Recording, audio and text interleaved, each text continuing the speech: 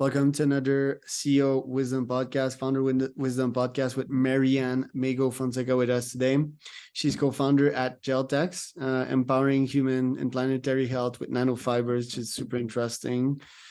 She went to Techstars 19, so that was 4 to 5 years ago, already some time ago. And yeah, she's got a very interesting background, so excited to talk nano technology, nanofibers, and everything in between. So this podcast is brought to you by podpie.com. If you want to start scale, be invited to podcasts like this one, or even find sponsors. Podcasting is one of the biggest and strongest growth mechanisms there is, even in 2023. If you know how to use systems, AIs, it's highly scalable, allows you to learn faster than ever before, and it allows you to meet strangers that you wouldn't get to meet in normal situations. So if you don't have a pod, I strongly advise you to start one. If you already have one, you can scale it with my systems. It's called podpire.com. It's a podcasting agency. Maryanne, welcome to the pod. Can you tell us a bit more about yourself and about Gelex? Hello.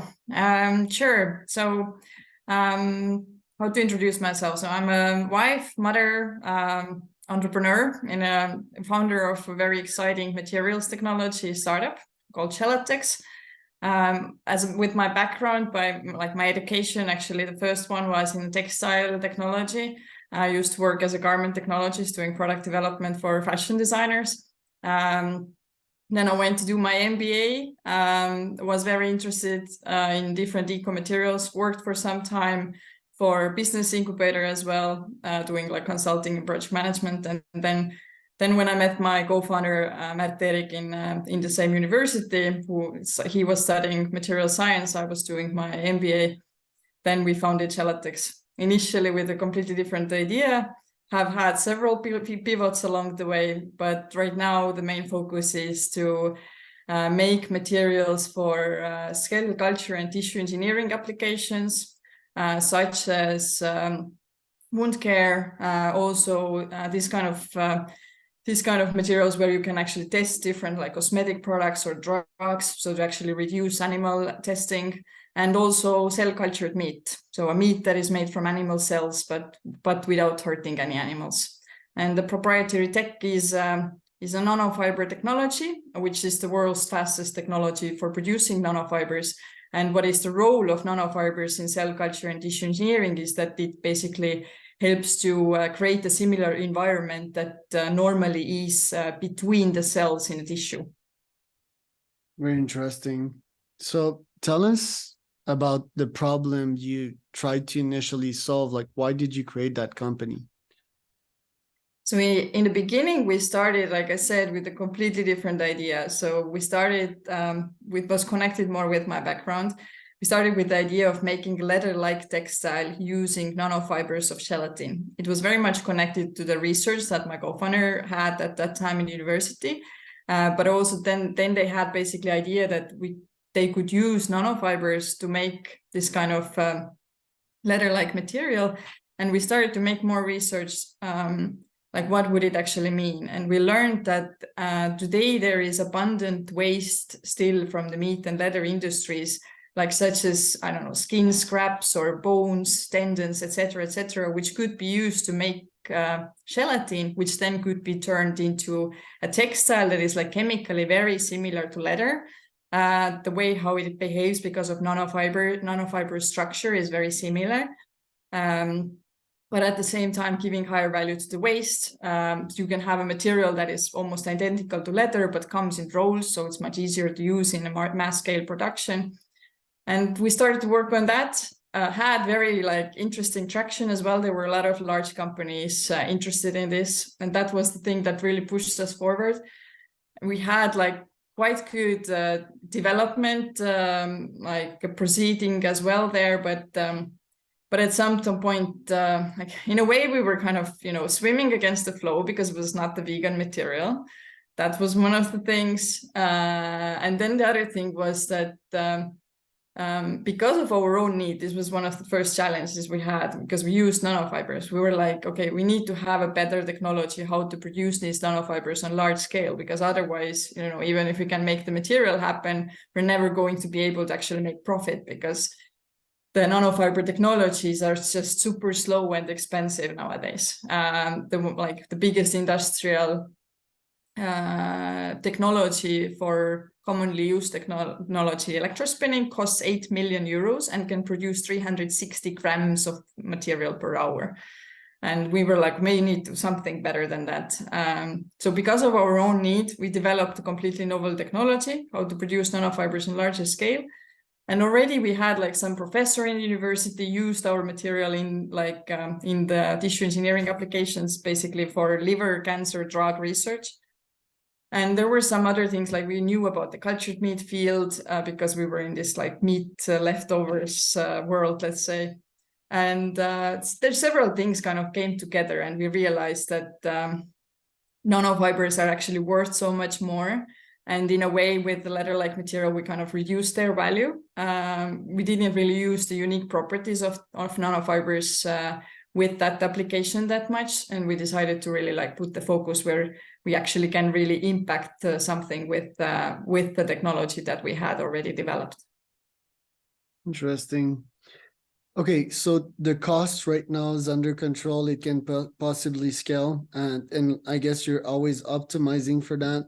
Now the use cases and who buys from you, what are their alternatives? Let's start with the wound care, which seems to be the main application here. So why should they buy Gelex instead of, a normal wound tissue? Like what's the advantage of that?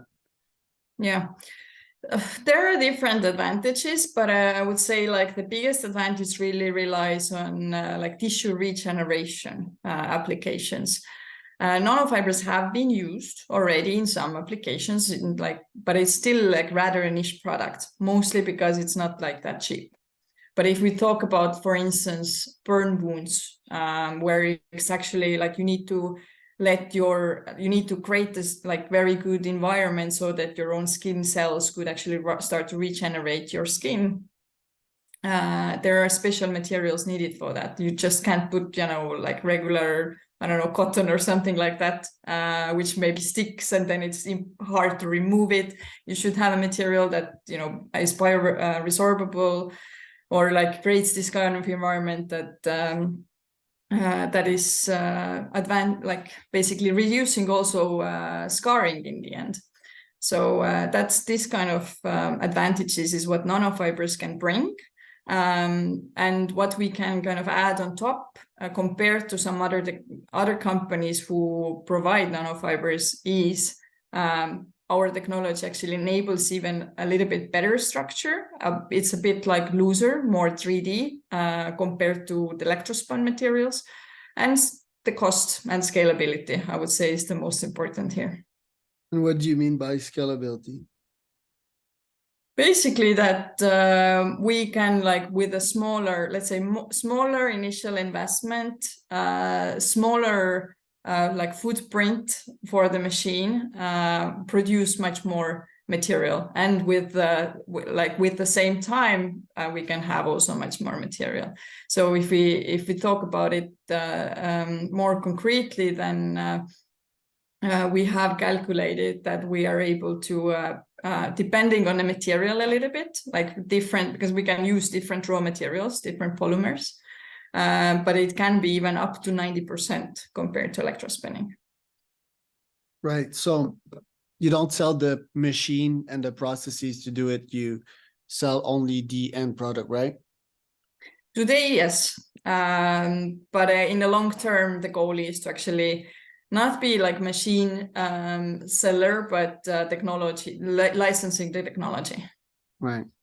And let's say that I'm gravely burned and I use your product. Does the product merge with my actual skin, or do I still have to remove it for wound treatment?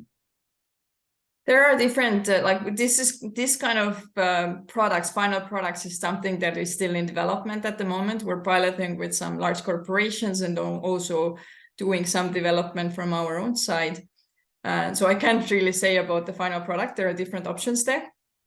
But yeah, one option is that you don't actually need to remove that material.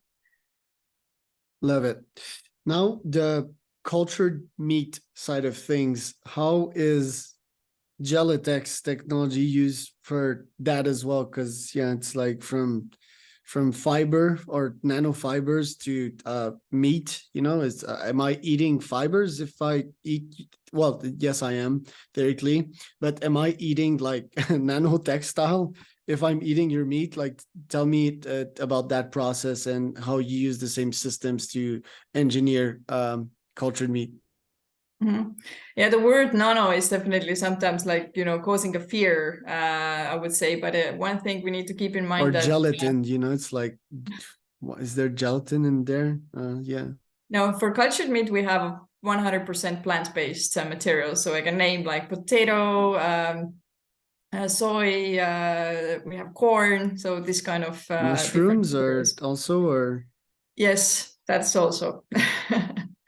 So everything is plant-based, fully edible. It's going to be a part of the final product, but the function of it is very similar to like wound care or any other like cell culture application. So basically, it has an environment where cells can proliferate and also start to differentiate, so that you will have in the end like a final fillet or a steak.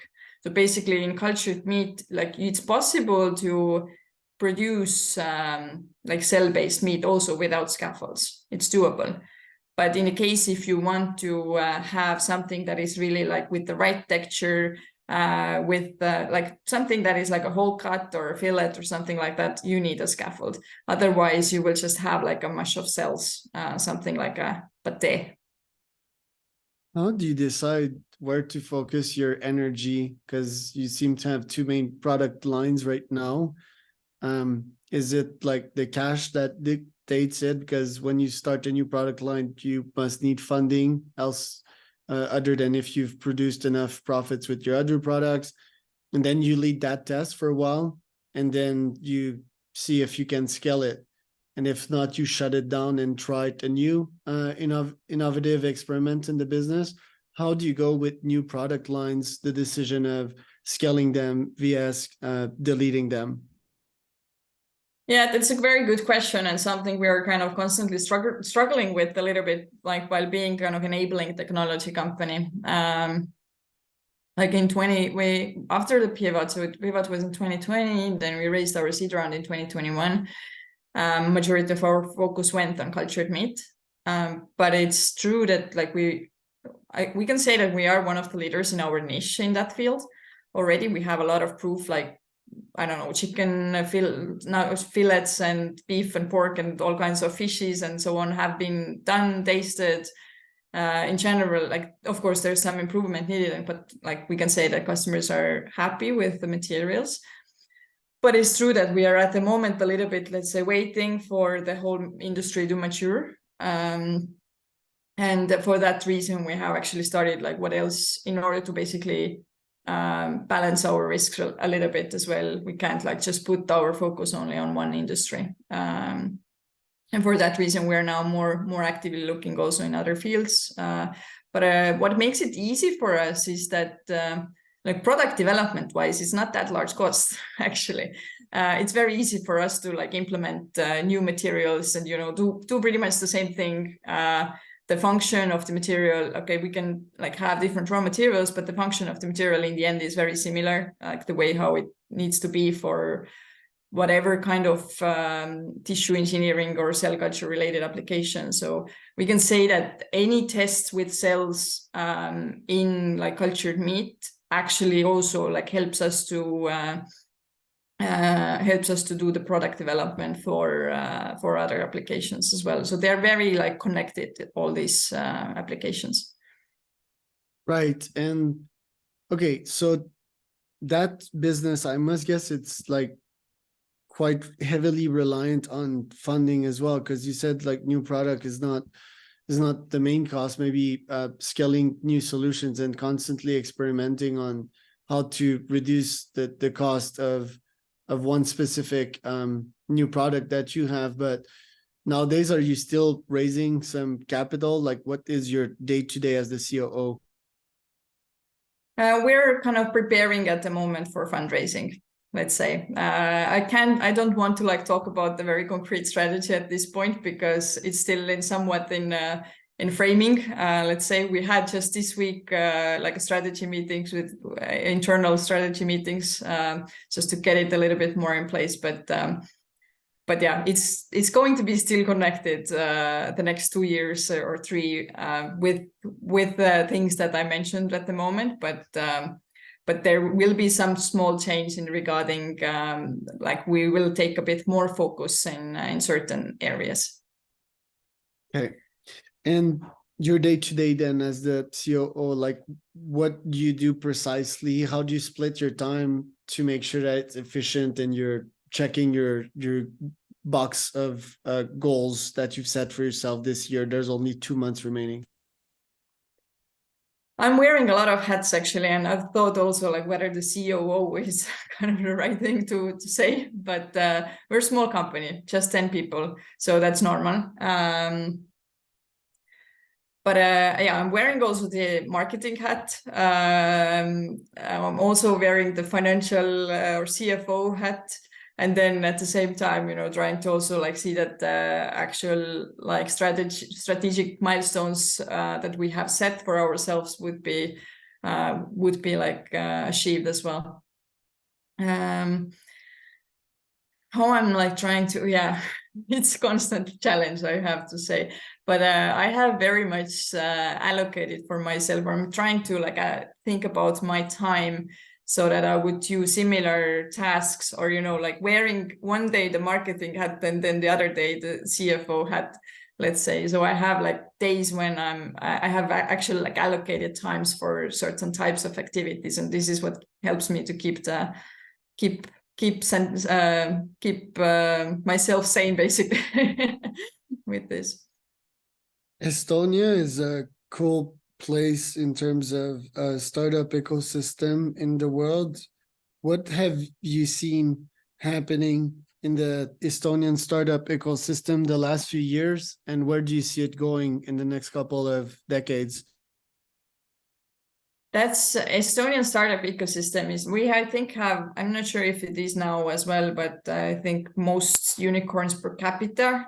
It's a small country, but it's very IT focused or digital solutions focused startup scene here. But what is interesting, I think, that I'm seeing in the last 2 years or so, and I think where it's heading now as well, is that more investors are actually interested in investing things that actually can make a meaningful change in the world, not just another like software or app solution, but something that can fundamentally change something. So more like deep tech related, and also like environmental tech related investments, I think, are getting more interesting.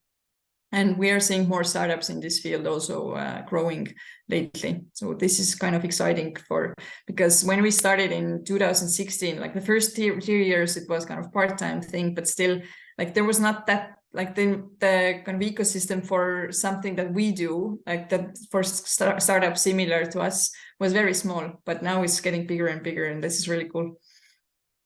It is. So what's next on the roadmap for you? What do you want to accomplish for 2024? Like I said, the strategy kind of is a little bit getting in place.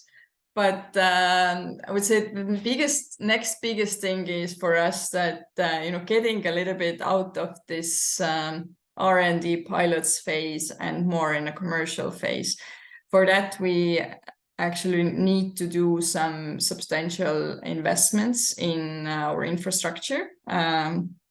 So I think that's the biggest achievement that we can get, because especially in the medical phase as well, or medical field as well, it's we need ISO certified facility, and that's the goal. Yeah, it's not an easy thing to achieve as well. Where can people find out more about you, Maryanne? Our LinkedIn, or my LinkedIn, is, I think, the kind of best way to be updated, but also www.gelatex.com. So yeah, please keep in touch if you're interested, and I would be very happy to talk more.